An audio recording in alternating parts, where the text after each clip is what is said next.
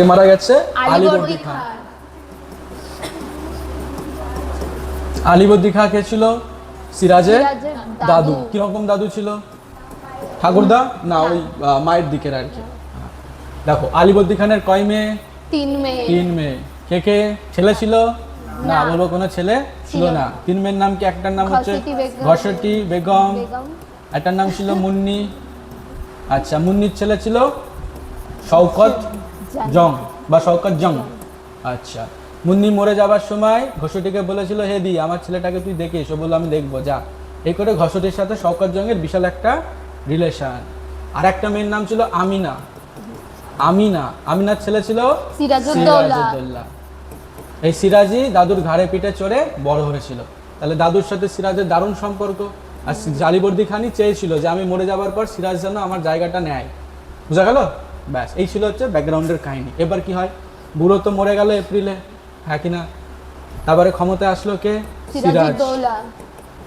সিরাজ ক্ষমতা এসে যে কামটা করলো 1756 সাল জুন মাসের 20 তারিখ কি করেছিল? কলকাতা আক্রমণ, হ্যাঁ কিনা? হ্যাঁ। কলকাতার কোন দুর্গ আক্রমণ করেছিল? ফোর্ট উইলিয়াম দুর্গ আক্রমণ করেছিল। সেখানে কারা থাকতো? ইংরেজ ইস্ট ইন্ডিয়া কোম্পানি থাকতো। হঠাৎ করে সিরাজ এই কোম্পানিকে কেন আক্রমণ করলো? তার কয়েকটা কারণ দেখি। 1 নম্বর কারণ, সিরাজ যখন দাদুর মৃত্যুর পর ক্ষমতায় বসলো, সিরাজকে সবাই উপঢৌকন পাঠিয়েছে, গিফট পাঠিয়েছিল। বাট এরা কোনো গিফট পাঠিয়েছে না, কোম্পানি কোনো গিফট পাঠায়নি। 2 নম্বর, কোম্পানিকে বলেছিল, হে তোরা দুর্গ বানাস নে। ওরা দুর্গ বানানো বন্ধ করেছিল না, তাও দুর্গ বানিয়েই যাচ্ছিল। তারপর কোম্পানিকে বলেছিল ইংরেজদের ফরাসিদের সাথে ঝামেলা করিস না, ও তাও ঝামেলা করছিল। তাহলে ফরাসিদের সাথে ঝামেলা করছিল। আচ্ছা, 4 নম্বর কারণ কি হতে পারে? 4 নম্বর কারণ হচ্ছে কৃষ্ণদাস। নাম কি? কৃষ্ণদাসের কাহিনী কি পেয়েছিলাম? কৃষ্ণদাস কার ছেলে? রাজবল্লভের ছেলে। রাজবল্লভ হচ্ছে তখন আলীবর্দী খানের সময় দেওয়ান ছিল। মানে আলীবর্দী খানের টাকা পয়সার হিসাব রাখতো রাজবল্লভ। টাকা পয়সার হিসাব রাখতে গিয়ে হিসাব বেহিসাবি করে দিয়েছে। তো এবার হিসাব করে রাজবল্লভের ফ্যামিলি হয়তো মারা যেতে পারে, তাদেরকে শাস্তি দেবে। কেন? এখন নতুন সম্রাট এসছে, বুঝতে পারলি তো? ব্যাপারটা মমতা বন্দ্যোপাধ্যায়ের সময়, এটা শুভেন্দু অধিকারীর সময়। এরম ভাব দে রাজবল্লভকে ধরলো। রাজবল্লভ কি করলো? তার ছেলেকে ধনসম্পদ দিয়ে পাঠিয়ে দিয়েছে কাদের কাছে? ইংরেজদের কাছে। আর সিরাজ বারবার ইংরেজদেরকে বলছে চোরটাকে বার কর। আর ইংরেজরা কিছুতেই চোরটাকে বার করছে না, বলছে না আরো ভালো করে থাকতে দিচ্ছে চোরকে। ওই জায়গায় দাঁড়িয়ে সিরাজের রাগ হলো কার প্রতি? ইংরেজদের প্রতি। মোটামুটি এই কয়েকটা কারণে সিরাজ আক্রমণ করেছিল বাবু কলকাতা। কত সালে? 1756 জুন মাসের 20 তারিখ। তারপর 1757 সাল হলো আলীনগরের চুক্তি। কার মধ্যে ছিল? ইস্ট ইন্ডিয়া কোম্পানি আর সিরাজ। সিরাজ ভেবেছিল হয়তো এখানে মিটে গেল সবকিছু, না। এইদিকে ইস্ট ইন্ডিয়া কোম্পানি আস্তে আস্তে তার সেনাবাহিনী জোগাড় করছে। কোথার থেকে জোগাড় করছে? মাদ্রাজ থেকে নিয়ে আসছে, হ্যাঁ কি না? তারপর কি করে? আস্তে আস্তে 1757 জুন মাসের 23 তারিখ আস্তে আস্তে আমরা দেখতে পাই ইস্ট ইন্ডিয়া কোম্পানি মুর্শিদাবাদ আক্রমণ করে দিয়েছে। যুদ্ধটা মুর্শিদাবাদে হয়নি, যুদ্ধটা হয়েছিল পলাশিতে। আর পলাশি কোথায় আছে? নদিয়া। মনে থাকবে পলাশি কোথায়? নদিয়া। পলাশির মাঠে হলো বিশাল একটা যুদ্ধ। অনেকে বলে থাকে বিশাল যুদ্ধ হয়েছিল, অনেকে বলে ওরকম বেশি কোনো যুদ্ধ হয়নি। আচ্ছা, যুদ্ধে কারা হেরে গেছে? সিরাজ হেরে গেছে। সিরাজ পালানোর চেষ্টা করেছিল, বাট পালাতে পারলো না, হলো। তারপরে এই গেল হচ্ছে আমাদের পুরো কাহিনী। আমরা কোন জায়গাটা পড়বো নাটকে? এই জায়গাটা পড়বো, মানে 1757 জুনের 23 তারিখের কয়দিন আগে রাজসভাটা দেখবো। ক্লিয়ার? বা মাসখানেক আগে রাজসভা, মাসখানেকও না, ভুল বললাম, 7-8 দিন আগে, 23 জুনের 7-8 দিন আগে রাজসভা দেখবো আমরা। সেই রাজসভায় কে এসছে? একটা ফরাসি দূত এসছে। ফরাসি দূত এসে কি করছে? কমপ্লেন করছে। কি কমপ্লেন? বলছে নবাব আপনি বলেছিলেন শান্ত হয়ে থাকতে, আমরা শান্ত বাচ্চা হয়ে আসি, কিন্তু ওই বাচ্চাটা কিন্তু শান্ত নেই। কে? East India company. বারবার আমাকে খোঁচাচ্ছে, বারবার বলছে এটা দে ওটা দে, হ্যাঁ কি না? এই নিয়ে ঝামেলা। চলো দেখো নি, তারপরে এখান দিয়ে আমাদের স্টার্ট হবে। দেখা যাচ্ছে না? আচ্ছা, এবার আমরা আরেকটা জিনিস দেখবো, সিরাজের বাম পক্ষ, সিরাজের ডান পক্ষ। হ্যাঁ, সিরাজের পক্ষে কারা কারা ছিল? আর সিরাজের বিপক্ষে কারা কারা ছিল এটা জানতে হবে, তাহলে আমাদের নাটক করতে সুবিধা হবে।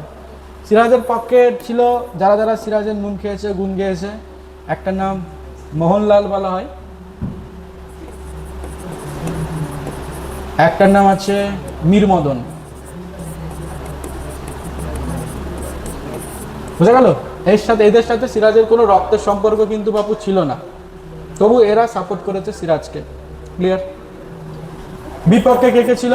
অনেক ছিল, কথা নয়। মির্জাফর, মির্জাফর থেকে স্টার্ট হয়েছে। মির্জাফর, মীর কাসিম, এরা আবার শ্বশুর জামাই সম্পর্ক। এ হচ্ছে জামাই, মীর কাসিম জামাই, মির্জাফর হচ্ছে শ্বশুর। বুঝা গেল? আচ্ছা, তারপরে আর কে আছে? ঘষটি, ঘষটি না ঘষটি এরম বলে, শয়তান লোকের অত ভালো নাম উচ্চারণ করে লাভ নাই। 4 নম্বর শওকত, শওকত জং। সব জায়গায় শওকত ছিল নাকি রে? আমাদের রাজ্যটা একদম পুরো ইয়ে হয়ে গেছে, ইতিহাসের সাথে মিলে গেছে। খেয়াল কর, পশ্চিমবঙ্গের শওকত আছে, পলাশির যুদ্ধের সময় শওকত। মুঘল সাম্রাজ্যে ছিল হুমায়ুন, এখানে একটা হুমায়ুন আছে। এবং আগের হুমায়ুনটা বাবরি মসজিদ, এও দেখ বাবরি মসজিদ, বাবরি মসজিদ বুঝাচ্ছে যেন বাবা কেমন আছে, বাবার হলো আবার জন্য বাবরের পরে হুমায়ুন, এও ঠিক ওই রকমই করছে। বাবরি মসজিদ, বাবরি মসজিদ, বাবর যেন ওর বাবা। বাবরি মসজিদ বানানোর জন্য উঠে পড়ে লেগেছিল না বাংলাতে হুমায়ুন। জাহাঙ্গীর, জাহাঙ্গীর আছে না একটা, ডায়মন্ড হারবারে কয়দিন আগে ঘুরাচ্ছিল এটাকে পুলিশরা, সেই করছে, একটা একটা ধরছে আর ঘুরাচ্ছে। যাই হোক, তাহলে দেখ পশ্চিমবঙ্গ অনেকটা যে মুঘল সাম্রাজ্যের মতো হয়ে গেছে। হুমায়ুন আছে, জাহাঙ্গীর আছে, আবার এখানে শওকত জং রয়েছে। চল পরেরটা, আর কেউ আছে? ঘষেটি আছে। চলো দেখো ওর টিমে কে কে আছে। মির্জাফর আছে, মীর কাসিম আছে, ঘষেটি আছে, শওকত জং আছে, আর কে আছে? রায়দুল্লভ আছে। আচ্ছা, আর কে আছে? দেখ এত জায়গা হচ্ছে না। তারপর রায়দুল্লভের পরে আসে কৃষ্ণদাস। কৃষ্ণদাস তো বাচ্চা ছেলে, খুব একটা বড় নয়। আচ্ছা, তারপরে কৃষ্ণদাস, রায়দুল্লভ, আর উমিচাঁদ জগৎ শেঠ। উমিচাঁদ, উমিচাঁদ জগৎ শেঠ। এই যে উমিচাঁদ জগৎ শেঠ, এরা না সেই সময়কার বিশাল পয়সালা লোকজন, মানে বাংলার মুকেশ আম্বানি বলা চলে তাদেরকে। বুঝতে পারলি? বিশাল টাকা পয়সালা লোক, মানে এরা এদের ওই বলা যেতে পারে কি বলবো, মানে টাকা পয়সা ছাপাতো এরকম টাইপের, বিরাট বড় বণিক, বিজনেসম্যান, প্লাস ওদের ব্যাংক ছিল। ব্যাস, এই হচ্ছে সিরাজের পক্ষে বিপক্ষে। একবার নামগুলো আরেকবার রিকল করে নিই আমরা। বলো পক্ষে কে কে আছে? মোহনলাল, মীর মদন, এছাড়া সিরাজের বউ। সিরাজের কটা বউ পেয়েছি? দুটো।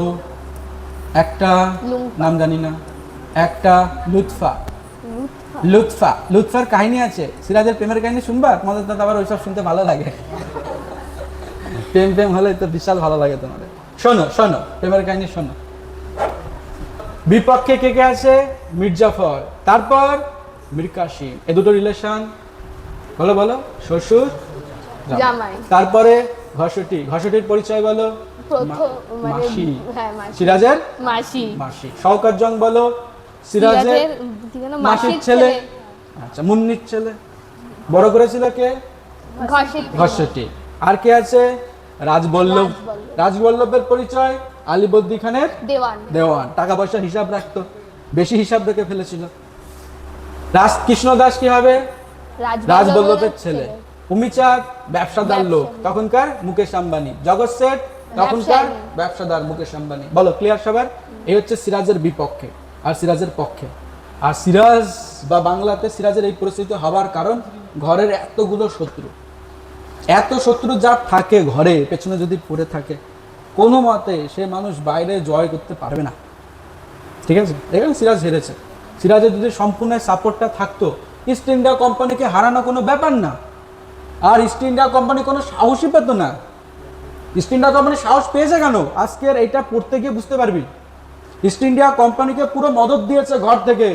সিরাজের ঘরে সিরাজ কিভাবে সেনাবাহিনী চালিয়ে থাকে, সিরাজের যত সিক্রেট এরা সব কোম্পানিকে দিয়ে বেরিয়েছে। আর কোম্পানিকে সেই ভরসাটা দিয়েছে যে আপনারা আসুন, আক্রমণ করুন, আমরা আছি তো, আমরা আছি তো। এখানে কোম্পানি খুব সহজভাবে সিরাজকে আক্রমণ করতে আসতে পেরেছে। নয় তুই বোঝ, একটা জাস্ট কোম্পানি সেনাবাহিনী তো আবার ভারতের সেনাবাহিনী বেশি, ওদের সেনাবাহিনী কোথায়? আর তারা এসে বাংলার এত বড় একটা সাম্রাজ্যকে, নবাবকে নাকি জাস্ট কয়েক মুহূর্তের মধ্যে পুরো ধূলিসাৎ করে দিল। এটা এই বেইমানি না হলে সম্ভব না। যদি প্রপার এখানে হাড্ডাহাড্ডি লড়াই হতো, ইস্ট ইন্ডিয়া কোম্পানি আসতোই না। বুঝা গেল? এটা পড়তে গিয়ে দেখতে পাবি কিভাবে সিরাজের সাথে 2 নম্বরই করা হয়েছে। চ এবার আমরা স্টার্ট করি সিরাজউদ্দৌলা।